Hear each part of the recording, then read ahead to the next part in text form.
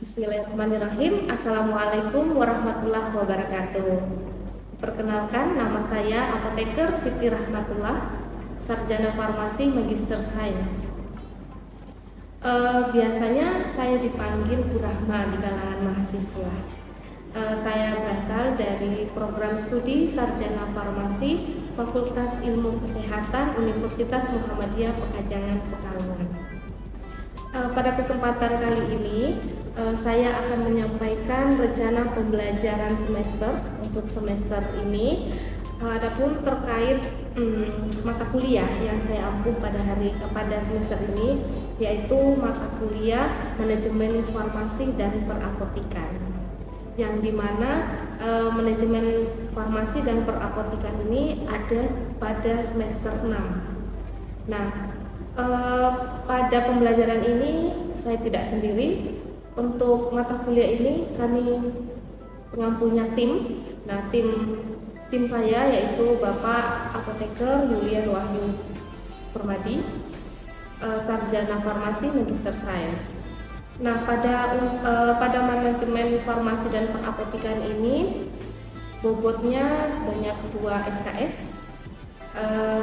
SKS 100 menit. Dan adapun deskripsi mata kuliah untuk manajemen farmasi dan perapotikan, yaitu mahasiswa mempelajari peran penting sebagai tim kesehatan di bidang obat-obatan dan mengerti tentang manajemen pemasaran di bidang farmasi serta ilmu manajemen perapotikan dengan mendesain tata ruang apotek, cara menghadapi persaingan bisnis, analisa keuangan, serta memiliki pengetahuan komprehensif tentang praktek pelayanan farmasi komunitas terutama di apotek dengan baik. Harapan saya, setelah mahasiswa menempuh mata kuliah ini, mahasiswa mampu menjelaskan model pemasaran manajemen perapotikan, desain dan tata ruang apotek, pelayanan pengobatan, pelayanan dan pengelolaan di apotek, iklan atau promosi apotek, persaingan bisnis, dan analisa laporan keuangan di apotek. Nah, ada beberapa materi pembelajaran untuk mata kuliah ini. Ada 18 kali pertemuan. 18 kali pertemuan, diantaranya pertemuan 1 sampai 8 itu materi, pertemuan 9 ada UTS, pertemuan 10 sampai 17 itu materi, dan pertemuan ke-18 itu adalah kelas. Untuk pertemuan 1 sampai dengan 8, materi yang akan didapatkan oleh mahasiswa berupa perkembangan profesi apoteker, perkembangan profesi farmasi, menjalankan manajemen dalam bentuk teknis, ekonomi, dan yuridis suatu perusahaan, analisa finansial dan perbankan, biaya dalam usaha farmasi. Selanjutnya ada pengendalian persediaan barang dan penetapan harga serta teori harga. Selanjutnya ada model pemasaran, ada manajemen perapotikan, dan desain dan tata ruang apotek. Nah, pertemuan ke-9 itu adalah UTS. Nah, untuk tim pengampu berikutnya itu mulai mengajar di pertemuan ke-10. Materi yang akan disampaikan oleh tim saya itu mulai dari pelayanan dan pengelolaan obat di apotek, promosi atau iklan apotek, persaingan bisnis, analisa persaingan melalui perencanaan, selanjutnya mengetahui jalur distribusi obat, mengetahui faktur, mengetahui dan mengenal faktur penjualan dan faktur pembelian. Selanjutnya ada strategi pemberian harga dan pembelian. Ada beban usaha apotek, lalu menganalisa laporan keuangan apotek, dan yang terakhir itu adalah proses studi kelayakan pendirian apotek. Dan pertemuan terakhir atau pertemuan ke-18 itu adalah ujian akhir semester. Nah, untuk mata kuliah ini ada 18 kali pertemuan, semuanya tatap muka, dan sistem pembelajarannya itu berupa teori. Metode pembelajaran yang kami berikan ke mahasiswa itu berupa tatap muka. Tatap muka, dosen menjelaskan beberapa aspek, beberapa faktor tentang materi perkuliahan. Lalu kami melakukan diskusi dan beberapa tugas individu maupun tugas kelompok. Nah, sistem penilaian dari mata kuliah ini, mata kuliah manajemen farmasi dan perapotikan, itu terbagi atas beberapa aspek. Yang pertama itu adalah tugas. Tugas sebanyak 30%. Tugas itu terdiri dari tugas individu dan tugas kelompok, tugas per kelompok. Selanjutnya ada sikap dan keaktifan serta kehadiran mahasiswa, kami nilai 10%. Selanjutnya ada nilai ujian tengah semester sebanyak 30% dan ujian akhir semester sebanyak 30%. Total keseluruhan sebanyak 100%. Nah, luaran dari mata kuliah manajemen farmasi dan perapotikan, di sini kami memberikan tugas individu kepada mahasiswa berupa laporan studi kelayakan pendirian apotek. Sekian penjelasan mengenai rencana pembelajaran semester untuk mata kuliah manajemen farmasi dan perapotikan dari saya. Sekian, wassalamualaikum warahmatullahi wabarakatuh. Selanjutnya, mari kita simak bersama dalam video pembelajaran dari saya tentang manajemen farmasi dan perapotikan.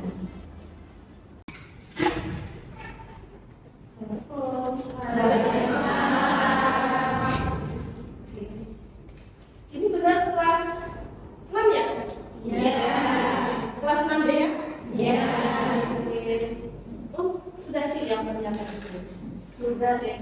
Sudah siap ya? Kita mulai aja ya. Assalamualaikum warahmatullahi wabarakatuh. Waalaikumsalam warahmatullahi wabarakatuh. Sehat semua ya? Ada yang berangkat hari ini? Ada yang berangkat semua ya? Iya. Karena kalau jiwa yang sehat, raga yang sehat, pasti akan semuanya berangkat sekolah, berangkat kuliah, ya. Oke? Ternyata sudah siap di sini. Terima kasih Sipennya. Terima kasih Sipen sudah menyiapkan semua laptop dan PPT-nya. Oke, sebelum kita mulai, Bu Rahma minta tolong ke Sipen untuk memimpin doa dulu. Silakan Sipen. Siap. Berdoa mulai. Amin ya rabbal alamin. Oke, masih ingat nggak materi minggu lalu? Masih ya? Minggu lalu Bu Rahma sudah membahas satu materi, sama Bu Rahma juga sudah membahas tentang rancangan pembelajaran semester untuk semester genap ini. Oke?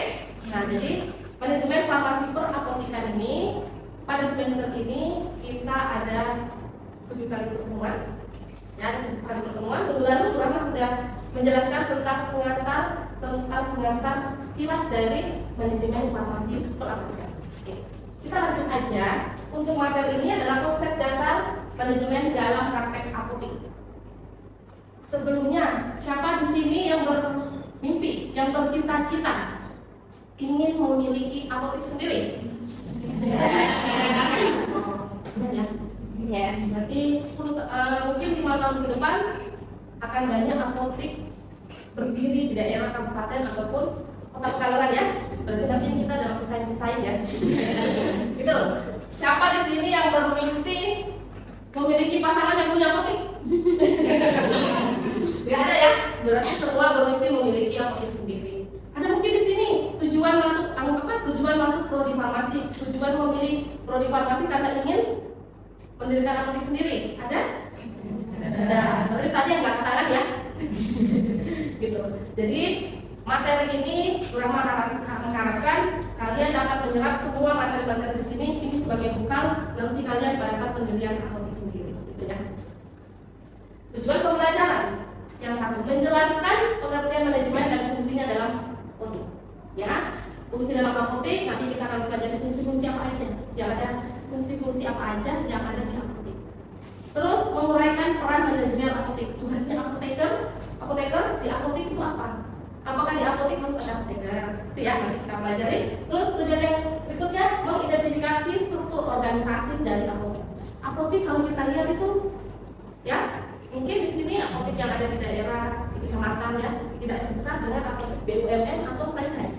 Ya, jadi apotek itu mau besar mau kecil harus memiliki yang namanya struktur organisasi di apotek. Ya, karena itu penting karena dalam suatu apotek itu adalah suatu usaha yang harus dipimpin oleh yang pemimpin atau pembina gitu ya. Makanya harus ada struktur organisasi di apotek. Fungsi manajemen nanti kita pelajari sini tentang POAC. POAC itu singkatan dari planning, perencanaan, terus organizer atau pengorganisasian, terus nanti ada aktual atau pelaksanaan. Dan bagaimana nanti pelaksanaan di dalam apotek. Dan terakhir ini kontroling, pengawasan. Jadi apotek itu tidak asal didirikan, dibuka, tapi tidak pengawasan. Pengawasan ini bukan semuanya diserahkan ke Badan POM atau Dinas Kesehatan. Pengawasan itu juga ada dalam internal dari apotek. Jadi mungkin yang selalu melaksanakan namanya pengawasan mulai dari pimpinan atau pemilik apotek atau apa? PSA, pemilik sarana apotek, terus nanti bekerja sama dengan apa? Apoteker pendamping jawab apotek itu singkatan API, apoteker pendamping AA, asisten, banyak singkatan-singkatan di sana ya.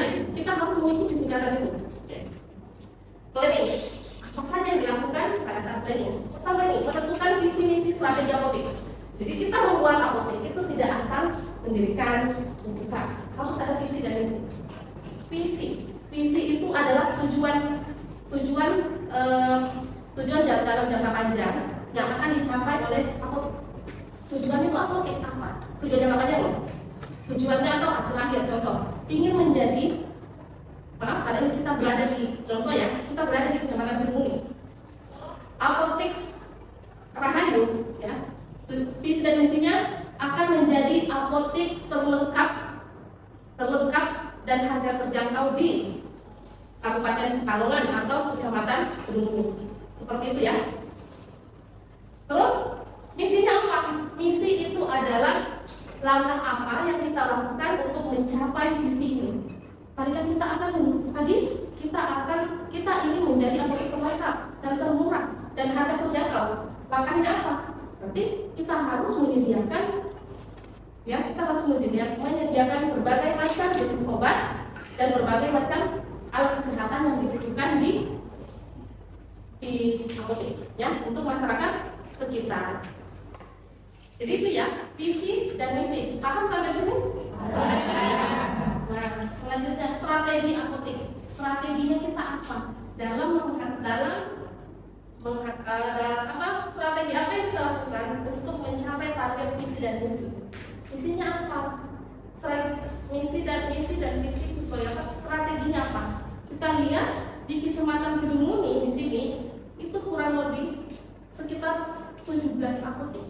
Strategi apa kira-kira yang kita lakukan agar visi misi dari apotek ini tercapai? Ya, apa strateginya? Apakah ada sendiri keunggulan? Apakah kita menampilkan keunggulan dari apotek kita sendiri? Ya, layanan yang menyusun rencana layanan keuangan, jadi harus ada manajemen keuangan. Siapa yang nantinya menangani manajemen keuangan? Jadi apoteker itu segala sesuatu yang ada di apotek itu semua adalah tanggung jawab dari apoteker. Ya, jadi tapi bukan berarti yang menyusun semua layanan keuangan adalah apoteker. Jadi ada bidangnya sendiri. Tapi nanti yang mengetahui dan mengawasi itu adalah apoteker. Tuh.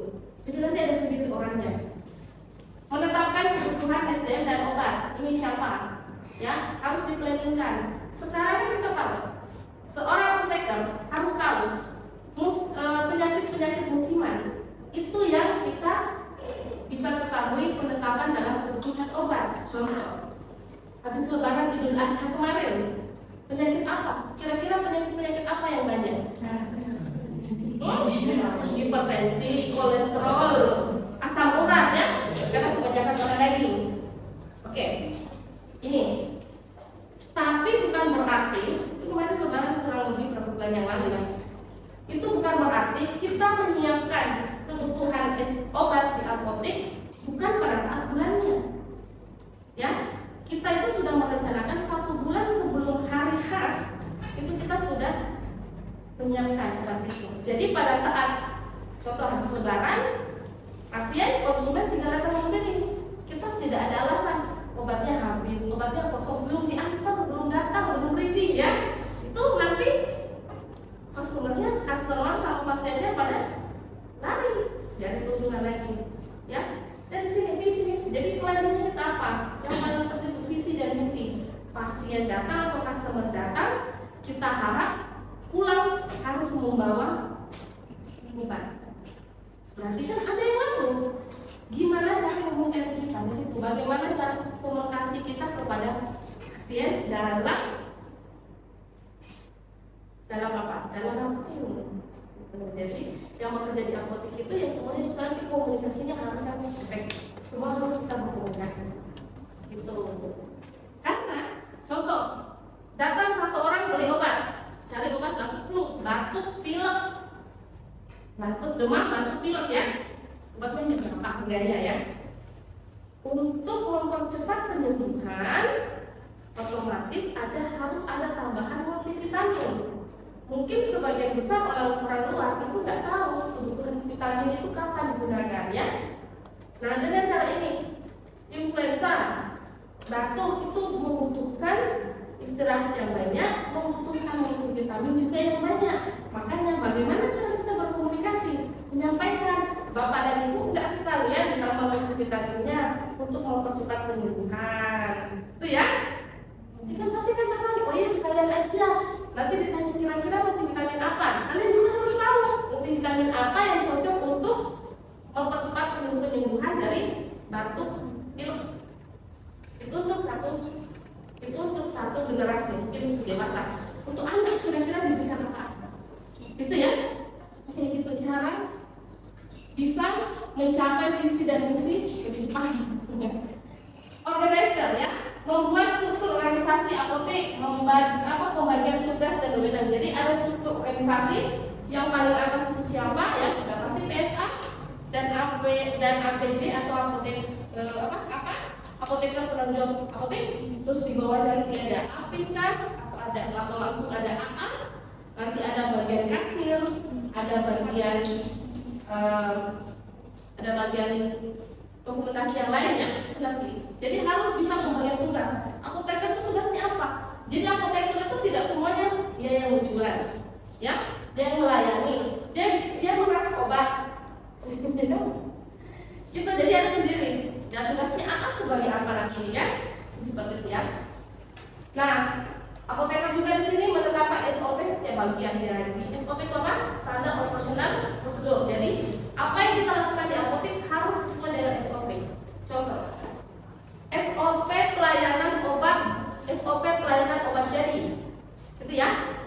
SOP pelayanan. Jadi SOP-nya itu kita hanya mengambilkan obat jadi dengan waktu sekian menit di SOP-nya. Itu kan juga untuk mencapai visi misi. Barangkali ada pasien yang sudah pernah ke apotek, sudah puas dengan pelayanan kita, ya. Yuk kalau mau menebus obat di apotek itu aja karena pelayanan cepat. Itu tertuang dalam SOP. Pelayanannya berarti untuk melayani obat jadi itu kurang dari 5 menit per orang. Tapi harus lengkap dengan komunikasi efektif.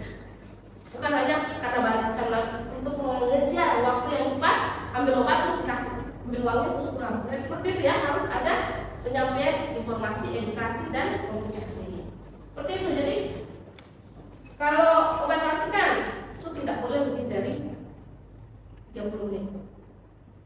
Ya, tidak boleh lebih dari 30 menit. Mungkin di sini adik-adik yang sudah pernah menebus obat di apotek, mungkin ada waktunya lebih dari 30 menit. Ya, itu juga sebagai peluang buat apotek kita. Apotek mana yang terlalu lama dalam merespon obat, itu kita bisa menjadikan peluang di apotek kita, gitu ya. Itu bisa untuk mempercepat sampai visi dan misi ya. Oke? Kita diorganize ya? Paham? Selanjutnya actuating, yang atau pelaksanaan, menggerakkan tim dan melaksanakan pelayanan pasien, komunikasi efektif antar tim. Jadi komunikasi efektif bukan hanya kepada pasien atau konsumen, itu juga pada tim. Ya, contoh.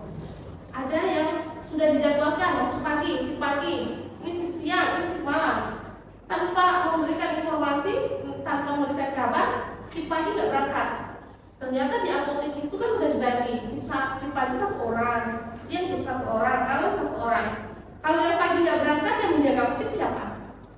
Ya, itu harus ada komunikasi dengan tim yang solid, ya. Harus sering memberikan informasi. Implementasi SOP dan pelayanan ini juga bagaimana cara kita melayani pasien itu tertuang dalam SOP. Ya, senyum, sapa, apalagi salam, senyum, salam, sapa, apa? Sopan santun gitu ya. Oke. Karena kita membutuhkan konsumen ya. Keuntungan apotek dari mana? Dari konsumen. Dan terakhir controlling atau pengawasan, monitoring kinerja dan mutu pelayanan, audit stok dalam keuangan, evaluasi dan perbaikan. Jadi itu untuk masalah controlling itu tergantung kebijakan dari apotek. Ada yang controlling setiap hari, ya, ada controlling setiap minggu, ada controlling sebulan sekali, dan controlling akbar atau yang besar itu di akhir tahun atau biasa dikenal namanya stock of num. Ya, ada stock of num tiap hari untuk mengetahui berapa banyak kekurangan per hari. Itu mungkin kalau apoteknya cukup ramai ya. Jadi kita melakukan stock of num tiap hari. Mingguan lumayan ya, ramai. Bulanan itu sedikit sepi. Untuk mengetahui per hari, per minggu, per bulan itu yang keluar berapa banyak, itu harus ada dikontrol ya. Semakin sering kita stok of num, sering mengontrol stok, kita bisa tahu berapa keuntungan dari apotek per bulannya.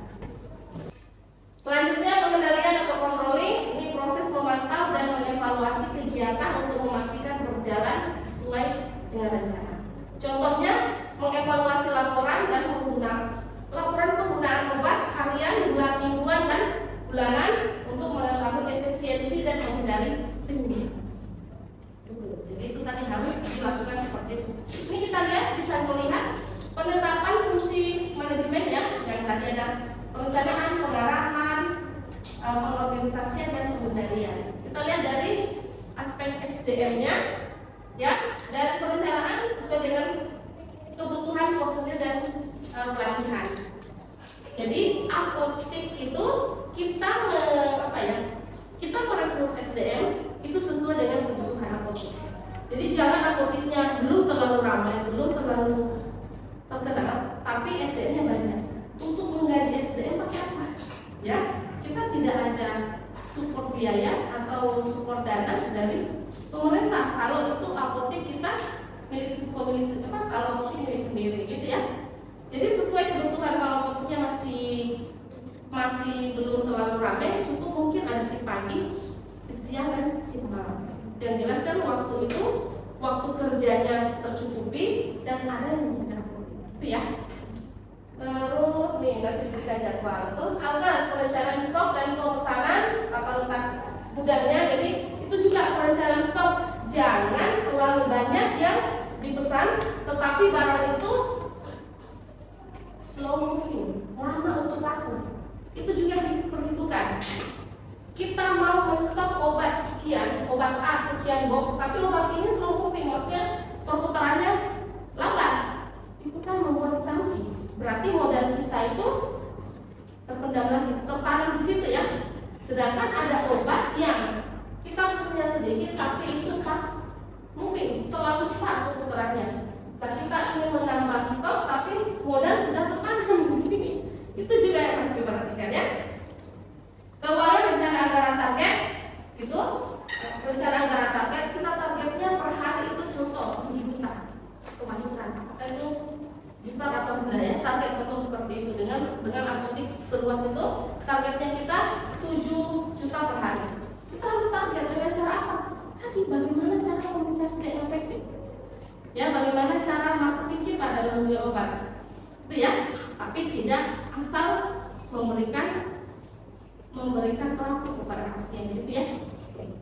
Layanan SOP, pelayanan dan jam buka. Jadi layanannya dia SOP pelayanan jam bukanya dari jam berapa sampai jam berapa. Itu sudah tertulis di SOP. Ini peran apoteker memimpin operasional apotik. Tugasnya apoteker karena PSA tidak tiap hari ada di apotik, tapi apoteker wajib ada setiap saat di apotik. Itu ya. Penanggung jawab hukum dan etika. Apa yang terjadi di apotik yang bertanggung jawab adalah apoteker. Pengelola SDM dan logistik. Nah, pengelola SDM-nya yang memberikan motivasi selain PSA, apoteker juga memberikan karena kerja timnya yaitu apoteker dengan SDM yang lain kan. Jadi harus kita lihat pusat komunikasi internal dan eksternal. Jadi apoteker yang memberikan informasi tentang obat kepada pasien. Tuh, ciri manajemen apotik yang efektif memberikan pelayanan prima dan cepat. Ya, memberikan pelayanan yang prima dan cepat. Terus stok aman dan tepat guna. Stoknya aman. Jadi setiap pasien datang stoknya ada ya. Pasien datang cari obatnya ada. Jadi dikatakan lengkap. Dan obat yang kita sediakan itu semua bermanfaat dan berkhasiat. Pembukaannya rapi, ya. Pembukaannya rapi karena sudah disetting sama bagian keuangan. Kepuasan pasien terjaga dan loyalitas terjaga. Ini kepuasan pasien ini adalah nomor 1 ya. Di apotik sendiri, untuk apotik sendiri. Pasien itu bisa membedakan mana apotik yang pelayanannya kurang bagus dan yang bagus.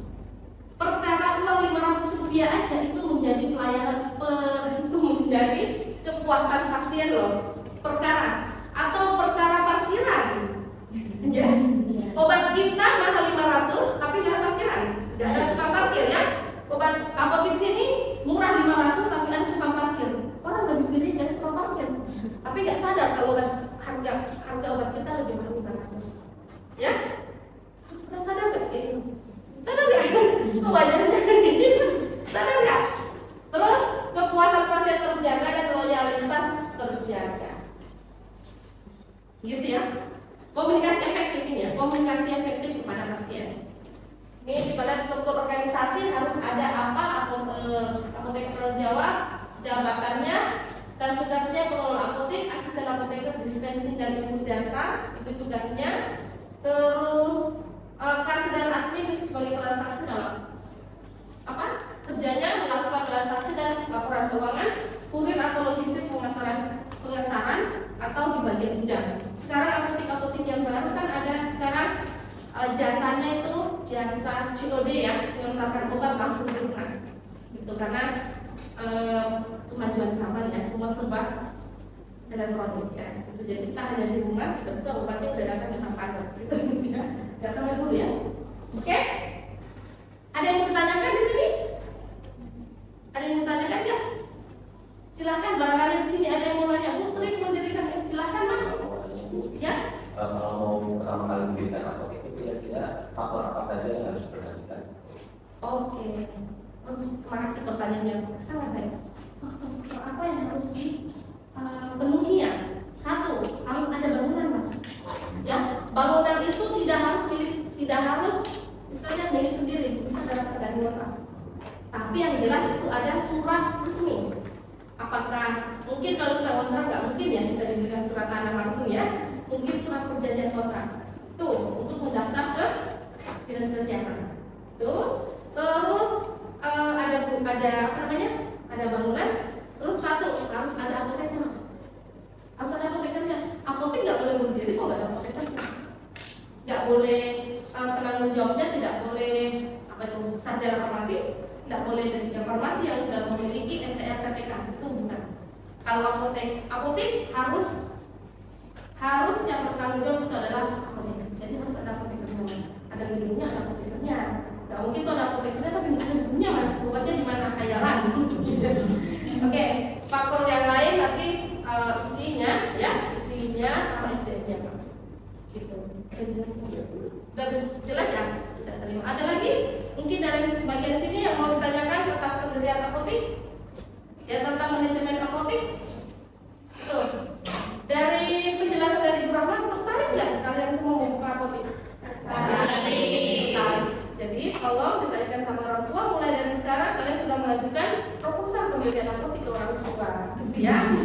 Karena itu harus proses apa? Mencari tempat dulu, ya. Tempat strategis untuk mendirikan apotek itu di mana?